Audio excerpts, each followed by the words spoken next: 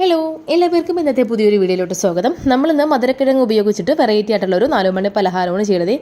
അതിനായിട്ട് ഞാനിവിടെ മധുരക്കിഴങ്ങ് ഒന്ന് അവിച്ച് എടുത്തിട്ടുണ്ട്. അതിൻ്റെ തോലെല്ലാം കളഞ്ഞതിന് ശേഷം നമുക്കിതുപോലൊരു ബൗളിലിട്ടിട്ട് കൈ കൊണ്ട് നന്നായിട്ട് നമുക്കൊന്ന് ഉടച്ചെടുക്കാം. കട്ട കെട്ടാണ്ട് നന്നായിട്ടൊന്ന് ഉടച്ചെടുക്കണേ. ഇനി നമുക്കിതിലോട്ടൊരു 1/4 കപ്പോളം ഗോതമ്പ് മാവും അതുപോലെ തന്നെ നമ്മൾക്ക് കുറച്ചായിട്ട് ശർക്കര പാനി ഉരുക്കിയതും കൂടെ ചേർത്ത് കൊടുക്കാം.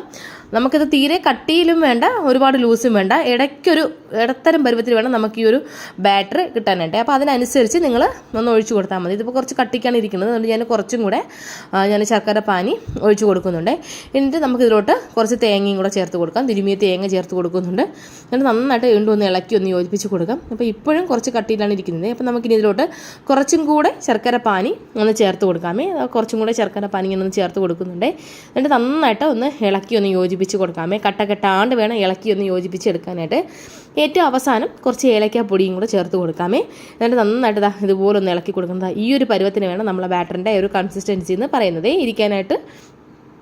എന്നിട്ട് നന്നായിട്ട് ഒന്ന് ഇളക്കി നന്നായിട്ടൊന്ന് മിക്സ് ചെയ്ത് യോജിപ്പിച്ച് കൊടുത്തിട്ടുണ്ട്. ഇനി നമുക്കിതിനൊരു പ്ലേറ്റിലോട്ട് ഒഴിച്ചു കൊടുക്കാം. അപ്പോൾ പ്ലേറ്റ് എടുക്കുന്നതിന് മുമ്പ് നമ്മൾ പ്ലേറ്റിൽ നന്നായിട്ട് നമ്മൾ നെയ്യോ ബട്ടറോ എന്താണെന്ന് വെച്ച്, അല്ലെങ്കിൽ ഓയിലാണെങ്കിലും മതി, നന്നായിട്ട് ഇതുപോലെ ഒന്ന് തേച്ച് കൊടുക്കണം. അല്ലെങ്കിൽ ചിലപ്പോൾ അടുക്കി പിടിക്കാനായിട്ടുള്ള ചാൻസ് ഉണ്ട്. അതുകൊണ്ട് നന്നായിട്ട് ഞാനിവിടെ നെയ്യാണ് തേച്ച് കൊടുക്കുന്നത്. നന്നായിട്ട് നെയ്യ് ഒന്ന് നല്ല രീതിക്ക് ഇതുപോലെ ഒന്ന് ബ്രഷ് ചെയ്ത് കൊടുത്തതിന് ശേഷം നമ്മൾ തയ്യാറാക്കി വെച്ചിരിക്കുന്ന നമ്മളെ ബാറ്ററില്ലേ ഇതിലോട്ടൊന്ന് ഒഴിച്ചിട്ട് ഒന്ന് ലെവൽ ചെയ്ത് കൊടുക്കണം. അപ്പോൾ ഞാൻ ആ പ്ലേറ്റിലോട്ട് ഒഴിച്ച് കൊടുത്തിട്ടുണ്ട്. എന്നിട്ട് നമുക്ക് ഇതിനൊന്നും കൂടെ ഒന്ന് ലെവലും കൂടെ ഒന്ന് ചെയ്ത് കൊടുക്കാം. എന്നിട്ട് ഒരു 20 മിനിറ്റ് നമുക്ക് ആവിയിൽ വെച്ചിട്ടൊന്ന് വേവിച്ചെടുക്കാം. 20 മിനിറ്റ് നിങ്ങൾ വേവിക്കണം. ചെറിയ രീതിയിൽ വെച്ചിട്ട് 20 മിനിറ്റ് വേവിച്ചെടുക്കണം കേട്ടോ. അപ്പോഴത്തേക്ക് നല്ല രീതിയിൽ വെന്ത് നല്ല പെർഫെക്റ്റ് ആയിട്ട് ഇത് കിട്ടുള്ളൂ. അടിപൊളി രുചിയാണ്. കുട്ടികൾക്കൊക്കെ ഇഷ്ടമാകും. കുട്ടികൾക്ക് മാത്രമല്ല, എല്ലാ പ്രായത്തിലുള്ളവർക്കും ഇത് ഒത്തിരി ഇഷ്ടമാവും. അത്രയും നല്ലൊരു വെറൈറ്റി സ്നാക്സാണ്. കുറച്ച് ഹെൽത്തി ആയിട്ടുള്ളൊരു 4 മണി പലഹാരം കണ്ടല്ലോ. അപ്പോൾ ഞാനൊരു വാഴയിലോട്ട് ഇത് മാറ്റിയിട്ടുണ്ട്. വളരെ സോഫ്റ്റായിട്ടാണ് ഇതിരിക്കുന്നത്.